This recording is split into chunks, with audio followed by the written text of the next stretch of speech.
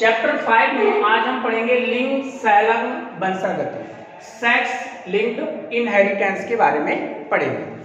देखिए, लिंग निर्धारण करने के लिए गुणसूत्र होते हैं एक्स और वाई। आपको पता है अगर एक्स एक्स है किसी में तो लड़की होगी और एक्स वाई है तो यहाँ पर क्या होगा, लड़का होगा।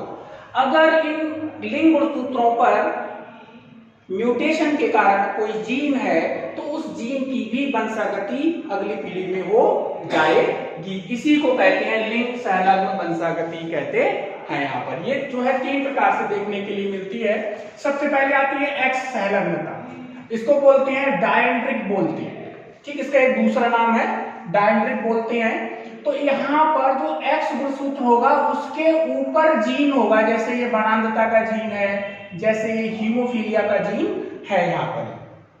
दूसरा आता है वाई संलग्नता, तो इसको हॉलेंड्रिक बोलते हैं। इसका दूसरा नाम है हॉलेंड्रिक के नाम से इसको भी जानते हैं। तो जैसे कान पर बाल, पुरुषों में उगाना, ठीक, तो ये क्या है, वाई संलग्नता का एक उदाहरण है। और एक और होती है एक्स वाई संलग्नता, जैसे दोनों पर जीन होते हैं। ठीक, तो यहां पर नेफ्राइटिस जो इसका एग्जाम्पल है वो इसके अंतर्गत आता है। अब देखिए एक्स संलग्नता में कौन कौन हम पढ़ेंगे, मतलब किस किस को हम यहाँ पर पढ़ेंगे। एक तो पढ़ेंगे हीमोफीलिया के बारे में, दूसरा हम यहाँ पर पढ़ेंगे वर्णांधता के बारे में। तो सबसे पहले हम यहाँ पर पढ़ रहे हैं हीमोफीलिया के बारे में पढ़ रहे हैं यहाँ पर। ठीक, आपको बता दें हीमोफीलिया में क्या है। हीमोफीलिया एक आनुवांशिक रोग है, आनुवांशिक रोग है। कैसा रोग है, अप्रभावी अर्थात रेसेसिव रोग है। इसके जीन किस पर पाए जाते हैं, एक्स गुणसूत्र पर पाए जाते हैं। इसके जीन एक्स गुणसूत्र पर इसके जीन पाए जाते हैं। आगे बताएं, ये जो हीमोफीलिया है ये 2 प्रकार का होता है।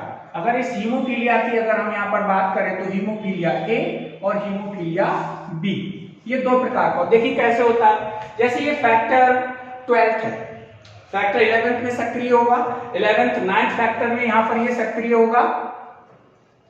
इसको सक्रिय करने के लिए क्या चाहिए, PTA चाहिए। अगर इसकी कमी हो जाए तो यहाँ पर क्या होगा, हीमोफीलिया बी हो जाएगा, क्योंकि ये वाला फैक्टर यहाँ पर सक्रिय नहीं होगा, ये फैक्टर इसमें चेंज नहीं होगा। दूसरा देखिए, हीमोफीलिया अगर ए है तो ए में क्या होगा, AHF फैक्टर की कमी हो जाए, ये फैक्टर है नहीं, सक्रिय नहीं है, तो यहाँ पर हीमोफीलिया ए रोग यहाँ पर हो जाएगा। यहाँ पर ये जो फैक्टर है इसका हीमोफीलिया बी का, जिसको PTA अर्थात प्लाज्मा थ्रोम्बोप्लास्टिन कंपोनेंट भी कहते हैं यहाँ पर इसके लिए, इसको क्रिसमस फैक्टर भी कहते हैं यहाँ पर, इसको एंटी हीमोग्लोबिन फैक्टर भी कहते हैं यहाँ पर। ठीक, इन फैक्टर्स की कमी से ये बीमारियां जो है वो क्या कहते हैं, हीमोफीलिया जो है यहाँ पर देखने के लिए मिलती है। तो हीमोफीलिया ये 50% लोगों में देखने के लिए यहाँ पर मिलता है। आगे हम इसमें पढ़ेंगे वंशागति के बारे में।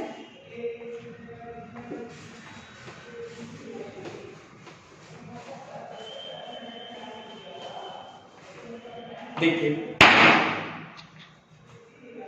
एक्स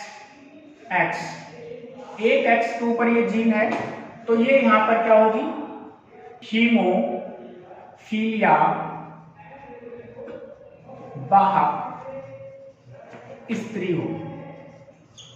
ठीक, एक्स के ऊपर एच है और वाई है, यानी कि पुरुष होगा, यहां पर होगा हीमोफीलिया रोगी पुरुष होगा। ठीक, स्त्री भी रोगी हो सकती है, लेकिन यहां पर क्या कंडीशन होनी चाहिए कि उसके मां जो है क्या होनी चाहिए, वाहक, और पिता क्या होना चाहिए, रोगी। अगर इनकी संतान पैदा होगी तो ऐसी स्थिति में जो लड़की है वो हीमोफीलिया रोगी हो सकती है। तो यहां पर ये क्या होगी, हीमोफीलिया रोगी स्त्री यहां पर होगी। बाकी अन्यथा सारी पोजीशन में यहाँ पर क्या होगा, नॉर्मल देखने के लिए मिलेंगे। बाकी जैसे एक्स एक्स है तो नॉर्मल होगा, एक्स वाई है तो यहाँ पर नॉर्मल होगा। अब यहीं पर कुछ क्वेश्चन आते हैं, उन क्वेश्चनों को हम इनके द्वारा हल करके देख सकते हैं कि अगर हीमोफिलिक वाहक स्त्री का विवाह हीमोफीलिया रोगी से हो जाए तब क्या होगा वंशागति में, अगर हीमोफीलिया रोगी का विवाह सामान्य स्त्री से हो जाए तब क्या होगा, ये हम इसमें वंशागति के द्वारा यहाँ पर अध्ययन करेंगे।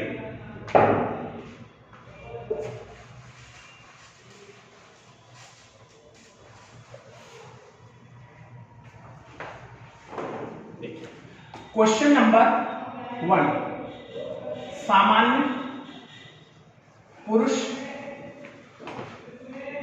एवं हीमोफीलिया वाहक स्त्री का अगर विवाह हो जाए तब क्या होगा। ठीक, तो सामान्य पुरुष में क्या होगा, एक्स और वाई होगा, हीमोफिलिक में क्या होगा, एक्स, एक एक्स के ऊपर क्या होगा, हीमोफीलिया का जी होगा। तो हम इसको क्या करेंगे, इस तरीके से इसको हल कर लेंगे क्वेश्चन। ठीक, एक तरफ हम स्त्री के गुणसूत्र हैं उनको रख देंगे और एक तरफ हम पुरुष के गुणसूत्रों को यहाँ पर रख देंगे। तो हम यहाँ पर क्या देखेंगे, x और एक x के ऊपर यहाँ पर है, तो ये लड़की कैसी होगी, हीमोफीलिया वाहक लड़की होगी। यहाँ पर क्या होगा, XX सामान्य लड़की यहाँ पर होगी। यहाँ पर देखिए X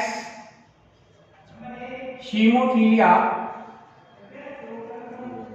रोगी लड़का होगा और यहाँ पर जो लड़का है वो कैसा होगा, नॉर्मल बॉय यानी कि नॉर्मल लड़का यहाँ पर होगा। तो यहाँ पर हमें क्या देखने के लिए मिला, यहाँ पर जो रोग की वंशागति है वो सदैव यहाँ पर हमें किस तरीके से देखने के लिए मिलती है, जैसे फादर है और मदर है। ठीक, तो फादर से किस में जाएगी, डॉटर में जाएंगे। ठीक, और मदर से किस में जाएंगे, इसके जीन सन में जाएंगे। तो क्रिस क्रॉस मेथड यहाँ पर हमें देखने के लिए मिलता है ऐसे।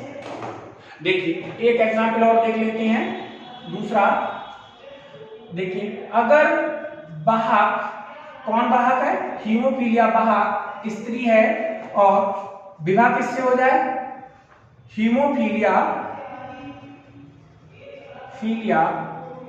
रोगी पुरुष से विवाह हो जाए तब क्या होगा।